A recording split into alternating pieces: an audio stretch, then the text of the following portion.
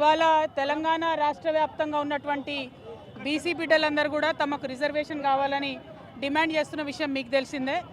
అయితే ఇవాళ ఎవరైతే రిజర్వేషన్లు ఇవ్వాలనో ఆ పార్టీలు కూడా వచ్చి బీసీ బిడ్డలు ఇచ్చినటువంటి బంద్లో పాల్గొంటామని చెప్పడం నిజంగా నవ్వులాటగా అనిపిస్తూ ఉంది. ఇవ్వాల్సినటువంటి భారతీయ జనతా పార్టీ, దొంగ జీవోలు ఇచ్చిన మోసం చేసినటువంటి కాంగ్రెస్ పార్టీ, వీళ్ళు కూడా బంద్లో మేము పాల్గొంటూ ఉన్నామంటే చాలా దారుణంగా ఉంది. హంతకుడే నివాళులు అర్పించినట్టుగా అనిపిస్తూ ఉంది. బీసీ బిడ్డల్ని మీరు మభ్యపెట్టద్దు, మోసం చేయొద్దు.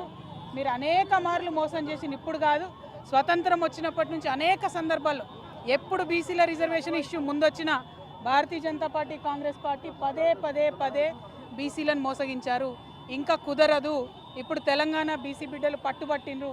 ఈ తెలంగాణ బీసీ బిడ్డల పంతం దేశవ్యాప్తంగా ఉన్నటువంటి బీసీలకు కూడా లాభం జరిగేటటువంటి అంశం తప్పితే ఇంకోటి కాదు.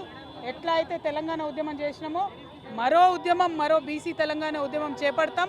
ఖచ్చితంగా 42% రిజర్వేషన్ సాధించేంత వరకు కూడా వెంటబడతాం. ఇవాళ తెలంగాణ జాగృతి యునైటెడ్ పూలే ఫ్రంట్ ఆధ్వర్యంలో ఖైరతాబాద్ చౌరస్తా అంతా కూడా బంద్ చేసినాం. మరి పెద్ద ఎత్తున ఇవాళ బంద్ని జయప్రదం చేయవలసిందిగా ప్రజాస్వామ్యవాదులందరినీ కూడా నేను కోరుతా ఉన్నాను. ఎందుకంటే పదే రాజకీయ పార్టీలు ఒక వర్గాన్ని మోసం చేయడం మంచిది కాదు.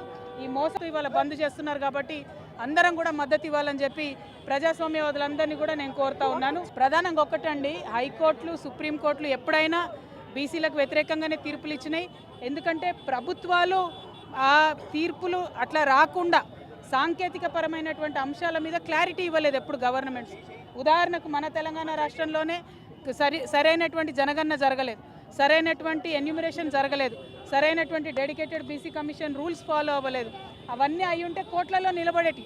నిన్న ఇచ్చినటువంటి జీవో 9 కూడా రిఫరెన్స్ వీళ్ళు ఏదైతే సవరించిన పంచాయతీరాజ్ చట్టం ఉందో దాని గురించి పెట్టకుండా పెట్టినారు కాబట్టి జీవో 9 కూడా కొట్టేసారు.